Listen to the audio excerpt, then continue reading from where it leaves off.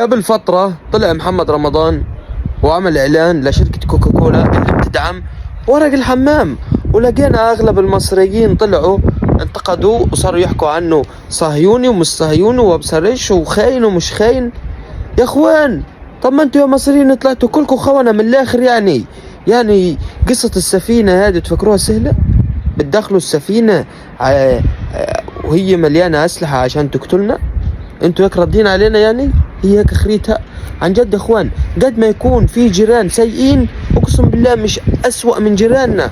فعن جد انت لو كانوا جيرانك مين ما يكونوا كويسين احسن من جيراننا. عن جد انا بتفاجأ يا اخوان، واحنا عرب ولا كفار ولا احنا؟ ليش هيك بيعملوا هدول؟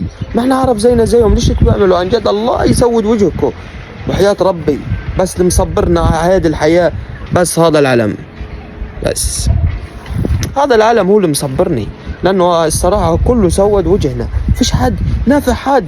ولو انت يا صاحبي بدك تنضم لشركة الترى للي اعمل اشتراك.